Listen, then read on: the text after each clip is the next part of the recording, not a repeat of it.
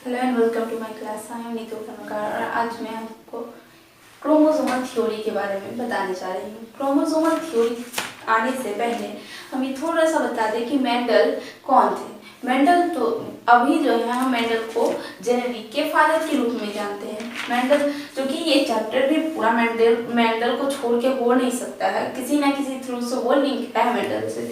तो मेंडल जो थे 1856 में पी प्लांट पर बहुत बड़ा एक्सपेरिमेंट किए कि जेनेटिक जो ये होता है करेक्टर जो पास होता है वो कैसे होता है। तो अब उसके बाद 3 साइंटिस्ट उस टाइम जो था मेंडल का ये जो लॉ था उन्होंने जो दिया, law of dominant, law of segregation and law of independent assortment, वो बहुत ज़्यादा लोगों तक फैल नहीं पाया। वजह था कि संसाधन नहीं था उस टाइम।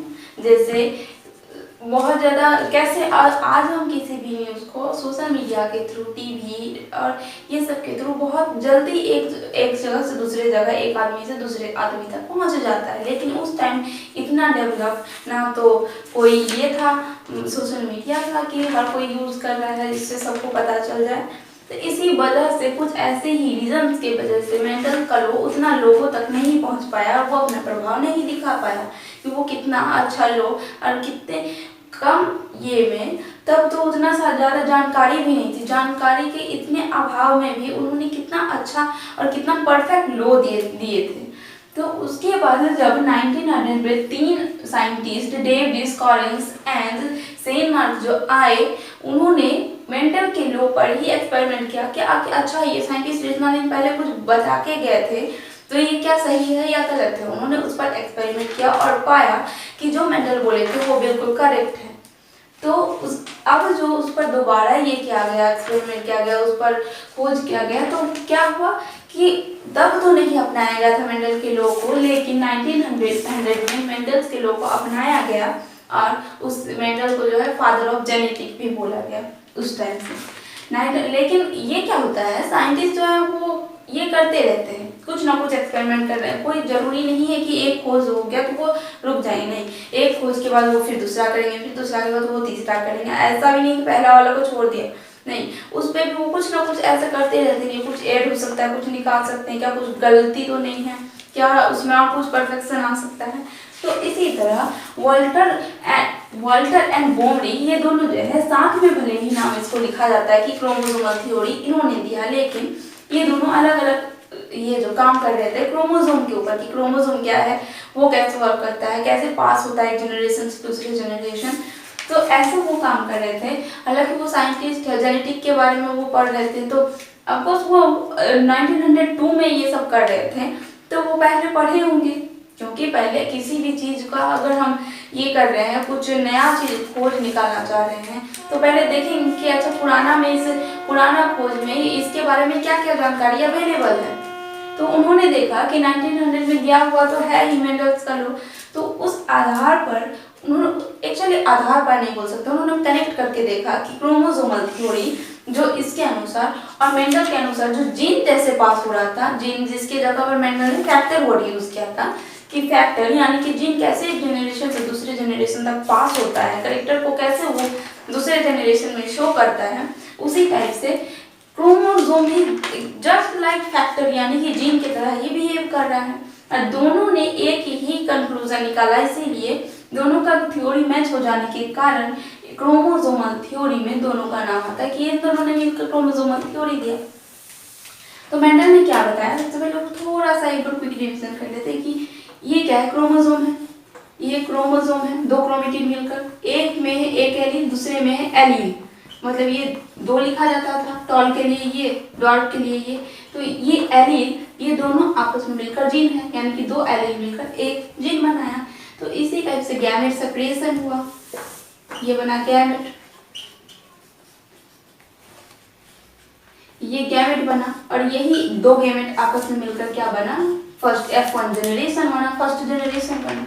तो किस तरह से जीन पास हुआ, जीन पहले गैमेट, जीन जो है गैमेट में बनने तक ये तो पेरेंट है, पेरेंट से जो गैमेट बना, जैसे स्पर्म एंड ओवम ह्यूमन में बनता है, उसी टाइप से प्लांट में भी ये बन रहा था। इस गैमेट को मेल का sperm like gamete and female का ओवम या एग लाइक ये गैमेट, ये दो गैमेट आपस में मिलकर एक प्लांट बना रहा है, एक नेक्स्ट जनरेशन में, मतलब ये इसका क्रॉस हो रहा है और ये इसके सीड से ये बना, ठीक है। तो ये कैसे जीन पास हो रहा है, उसका अलग अलग एलील फ्री जैसे एक दूसरे से अटैच हो रहा है, ये एलील अलग हुआ, ये अलग हुआ, ये अलग हुआ और ये दोनों मिल गया, मतलब कोई भी किसी से मिल सकता है, फ्री है, इंडिपेंडेंट असॉर्टमेंट ये शो कर रहा है कि कोई भी गैमेट इससे भी, ये गैमेट इससे भी मिल सकता है, इससे भी मिल सकता है, तो ये क्या इंडिपेंडेंट असॉर्टमेंट है। तो इसी टाइप से क्रोमोसोमल थ्योरी भी जीन के तरह बिहेव करता है, जैसे ये अलग अलग हो जाता है एलील, इसी तरह क्रोमोसोम कैसे बना है, दो क्रोमेटिड से मिलकर, ये एक क्रोमेटिड है, जैसे ये क्रोमोसोम है तो ये एक क्रोमेटिड है और ये एक क्रोमेटिड है, दो क्रोमेटिड मिलकर आपस में क्रोमोसोम बना, ये एक क्रोमेटिड, ये एक क्रोमेटिड।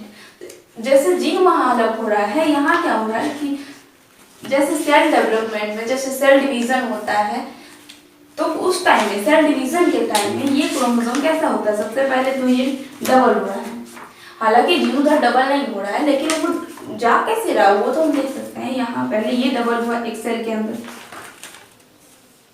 फिर ये क्या हुआ, इसके क्रोमेटिड अलग अलग हो गए, जैसे कि यहाँ क्या हो रहा है, अलग अलग हो रहा है एलील, इसी तरह यहाँ क्रोमेटिड अलग अलग हो गया।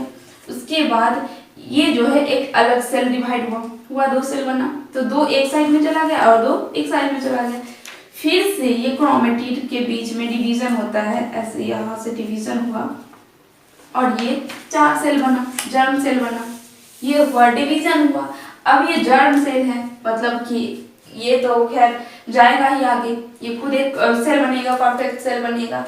तो इस टाइप से ये क्रोमोसोमल थ्योरी है कि मतलब जीन, ये बिल्कुल मेंडल के फैक्टर और जीन बोल सकते हैं, जिसे अब हम जीन बोलते हैं, ये उसी की तरह बिहेव करता है। तो क्रोमोसोम बिल्कुल इक्वल है जीन के तरह, ये जीन ही नहीं है बल्कि बिहेवियर उसका एक जैसा है। तो क्रोमोसोमल थ्योरी में इतना ही याद रखना है कि ये जोड़े में होता है क्रोमेटिड, जैसे कि एलील जोड़े में होता है, ये पास कैसे होता है, अलग अलग क्रोमेटिड्स होकर आपस में सेपरेट हो जाता है। इस टाइप से जैसे जीन बिहेव करता है वैसे क्रोमोसोम बिहेव करता है, यही है क्रोमोसोमल थ्योरी।